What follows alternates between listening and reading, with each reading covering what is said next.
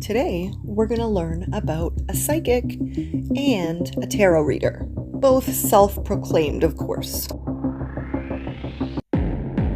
Hey, it's me, TPE, and welcome to another video.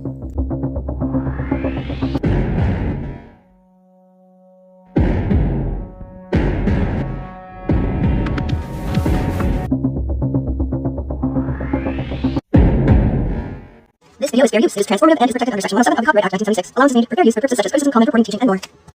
First, let's just do, let me give you a little taste of what Ziggy does and how she speaks generally and how she reads tarot cards by just holding them and picking out the cards she wants. It's strange. And from what I can tell, she's just doing a general type reading for, Scorpio and something else. Wow, this is a really good major victory that you're going to have. Look at this right here. Look at all this strength this is going to give you an inner power. And look at this 4 wands. That's 1111. Stability, the happy home. And this shows though in your future. It's going to, but there's definitely these times where you're going to feel stuck and alone, because you don't know when something's going to end. But once again, there's that world right there, the universe. That's the same as the world. Cycle completion. I don't know if you guys can see where it says that on the bottom. I don't understand these things, but tarot readers and experts, please do feel free to correct me in the comments. Especially if I get something wrong, just let me know. Why did she have a fistful of cards and was reading from the cards that she had in her hands, not the ones on the table? Like she was just picking out what she wanted? I don't know, something just seems a little off with that. I've always seen people read the cards from the table, like pick one at a time, put it on the table, and read it, but maybe I'm wrong. I don't get it, but it seems a little fraudish to me. Now, let's listen to Ziggy talk all about herself. But she's apparently reading other people. Sure sounds a lot like her. And then we're going to talk briefly about the Reverend Donna Serafina, self-proclaimed psychic, and in my opinion, exploiter of missing children and their families. A position, or somebody who's wanting a wannabe leader, somebody who's trying to take something that you didn't even ask to get, and they're trying to steal it from you, and it's like something that's destined to you. They can't take it. Your fate, it's something that's yours. So we're going to kind of read Ziggy as we go through this. Now, she just said people are trying to take something that's yours.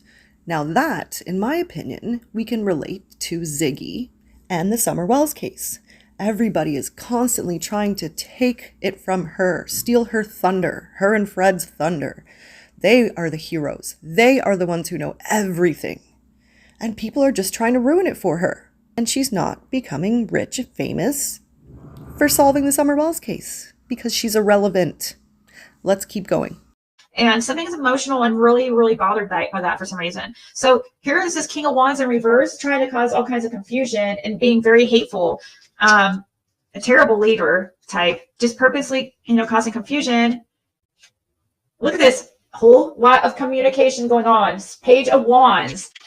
Wait, why did she just skip that other card entirely? Is that allowed? Can you just get rid of one? How does this work? Let's watch it again. Look at this whole lot of communication going on. Page of Wands. It just is for money. Yes, Ziggy, we know. It's all about the money for you. We get it. Pentacles. You're a pentacle. I don't even know what that means. Trying to be a star. So does superstar ring a bell to anyone? Oh, and just for fun, let's listen to this. Just when you think that people are going to forget about you.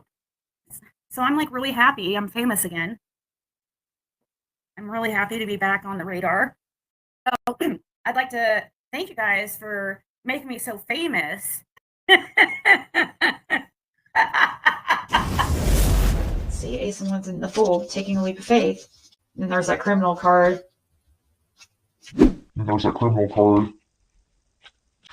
There's that criminal card. Well, that just may mean more than you even know, Ziggy. That's what happens when you get diarrhea of the mouth and you just react after you hear about what I said in my last video. if you guys haven't seen my last video, I would definitely go check that out. Because Ziggy didn't have a very good reaction to it when someone brought it up to her. And by the way, this video that I was just reviewing of Ziggy is from that exact same verbal diarrhea of the mouth that Ziggy had. Same video. So maybe she's a little more psychic than she even knows. Now, I'd like to play a very short clip of something that Donna, Reverend, whatever her name is, Seraphina said. And then we're going to learn a little bit about these psychics and some of their tactics that they use. We're going to try and keep this part short. Well, you know me, I'm going to try. This little tiny short clip came from Donna's last video that she uploaded about summer. I'll leave you the link in the description only because you may need it for context, and I do always think that's important. So let's hear what she has to say, and then you'll understand in a minute why I'm playing that part. Now, is it just me, or is this lady always saying in every case that she has, later on, months, years down the road, she says, "Oh, I just found these clips. I didn't know I had them. I recorded it on such and such a day." She says that all the time. But of course, we've learned new things by then. Like if I saw the place. I feel like there's a creek, river, or stream nearby. A moving water.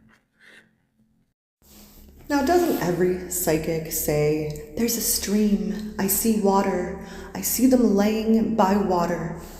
Of course they do. So I thought I'd do a little research, just some AI research, nothing crazy. So I asked AI, I said, common things most psychic scammers say for a missing persons case. Let's see what comes up. Psychic scammers targeting families of missing persons often use vague, generalized statements and high-pressure tactics to exploit a family's distress and fear. They may initiate contact with phrases designed to create an immediate emotional connection and sense of urgency. Common phrases and tactics include, "I feel drawn to you," or "Spirit told me to reach out." Scammers often use these phrases to initiate unsolicited contact, making the victim feel special or chosen. Vague references to locations. They may say, "The person is near water." Like if I saw the place. I feel like there's a creek, river, or stream nearby. A moving water. Or by a green sign, which are general enough to be linked to many locations. Example, a highway, a large body of water. Just like Donna said. There's plenty here. I'm not going to read all of it to you guys. I'll leave it up on the screen so you can read it if you want. "They are not alive," or "I see them dead." Some psychics make definitive, often incorrect claims about the victim's status, causing families immense emotional pain and potentially derailing official investigations. See, now, I think that's important. And Donna has come right out and said that she believes Summer is not with us anymore. Thanks, Donna. Appreciate it. People around here like to have hope. And how has Michael Vaughan's case turned out for you so far? You know, with that whole building and the desk drawer and the random guy. I don't know. I mean, hey, things could still turn around. They have not found Michael as of yet. So you never know, but it's not looking good. I didn't see her pick out those 4 suspect people. However, they are innocent until proven guilty in a court of law. There's that. High-pressure demands for money. Scammers will demand large sums of money for their services, often using intimidating language and insisting on cash or wire transfers. Well, now, I don't think Donna was necessarily pressuring. I can't say that, but she did have a lot of GoFundMes for that little van/caravan that she wanted to drive around to crime scenes. Requests for personal information. They ask for specific private details about the missing person and the family under the guise of needing them for a reading, which helps them create a more convincing narrative. Now, doesn't Donna constantly say how she could really use the help of a family member when she does these readings? Like she kind of needs a family member there to talk to and do the reading with? I don't know. I could be wrong. Correct me in the comments if I'm wrong, but it certainly seems that way to me. And Jody Sue claims to have been harassed by her and her people to meet up with her. And yeah. And let's not be naive to the fact that pretty much all these psychics like to say, oh, I haven't been paying attention to the news. I haven't looked into this case at all. Sure, Jan. Sure. I'm sure you have. I'm sure you have, because that's how you get your information, or at least some of it. The rest is all broad so that it can be worked in. And I'm sure they record plenty of different scenarios so that when the time comes, they can just pull it out and say, oh, I just found this. Which Donna did in her last 2 uploads about Summer Wells. So there is that. Families dealing with missing persons cases are in a highly vulnerable state, and scammers prey on this desperation for financial gain. Official law enforcement agencies caution against relying on information from psychics unless it can be objectively verified and should not be a distraction to the official search strategy. If you encounter a potential scam, you can report it to the Internet Crime Complaint Center or your local police. Disclaimer, I am not suggesting anyone go report anyone. It was just part of the reading, so please don't go reporting people. It's not necessary. Let's not waste law enforcement's time, unless you do see something that you think is valid. Now I'm sure I'm gonna have people in the comments section, but TPE, Donna, she solved that case with those kids, the one with the very beautiful kids, Tylee and JJ. But I'm just not buying it. So, see you later, bitch. In my last video that I did about Donna, I gave you a clip that came from Lippy's channel. It was a great find by Lippy, so her link will be in the description. And I thought about just sending you to my last video and Lippy's video, but let's play a shorter version of what the law enforcement officer who ran that case, had to say about Donna Serafina. Let's take a listen. So, what is your relationship with the Reverend Donna Serafina? Serafina Donna, one of those is her actual name. I'm never sure which way her name goes. Okay, so I'll give you the scoop. You ready? Yes, please. Okay. Early on, we would get a call from a lot of psychics. Right. And we had the tip hotline set up, and we would get tips from everybody. So we would get a psychic that called in and said, the kids are in a bunker, they're being held in Montana. Or I can see the kids, they're in a hole, they can't talk, they're hungry, they're tired. And so they would give us that. Or I can see the kids up in a mountain somewhere. Donna said what she said. So we really can't take those psychic tips seriously because you have to have foundation and facts and evidence in order to follow up with things. Now, I'll say that the psychics had zero to do with us finding JJ and Tylee. It was evidence, it was warrants, it was hard detective work that led to the discovery of those kids. The psychics had zero to do with us finding JJ and Tylee. It was evidence, it was warrants, it was hard detective work that led to the discovery of those kids. With that being said, Donna had some pretty close-ish information that kind of matched up with how we found the kids. So that was kind of spooky, it was kind of weird. She was off on some things, but she was kind of accurate on some things too. But nothing that she said we use because we can't use it in a court of law. And we can't use it based to get warrants. And so we would listen to those tips and kind of just, because we had to listen to everything. But we never used any of the information as part of the investigation. The psychics had zero to do with us finding JJ and Tylee.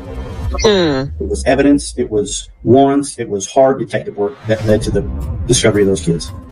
Well, maybe Donna just got lucky with some of her details. And you know what? When you're constantly going back and making new recordings and saying, oh, well, I just found that recording, I must have did it on this date and blah, blah, blah. I mean, it's going to happen eventually. If you have that many theories, one of them may pop up and be kind of close. You know what I mean? But this guy, I don't know, he seems pretty legit. And he's saying she had nothing to do with solving the case. She may have been close on a few details, but it was law enforcement and their work that solved the case. So, scammers, psychics, tarot card readers, and all of you who like to exploit families of missing children, and anyone who's connected, F you. I'm out of here. See you later, bitch. And if you would like to help this channel out this Griftmas, I'm going to show you all the free ways that you can do so. Come on, help a sister out. It's Griftmas. First way, it's simple. Just smash that like button. It really does help. Another way to help is simply just watching the ads without hitting the skip button, once or twice. It's free and it does really help me out. I appreciate it. I also have some members that I really appreciate, and those memberships go a long way to helping me pay for my editing program and so on. Now, obviously that way is not free, and so if you can't afford it, please just don't do it. Keep your wallets closed, and that goes for me and for any other creator. This time of year especially, you're gonna see more drama, more of those super chat goal things. You might hear excuses like, oh, bash for cash, or even they might say things like, they'll get so mad over there if you send all the super chats in. All of the above. But you can choose to keep your money at home and spend it on your own family. Or there's always our own communities. If you do have extra money to give, donate at home in your own community. That's just my advice. Everyone should do what they want with their money though. And that includes supporting your favorite creator if that's what you'd like to do. So I'm just going to keep talking about some of the free ways you can help channels out. If you have a community wall, you can share a creator's video out on your wall, and that would be appreciated. Hyping is another way that you can help a creator because it's free.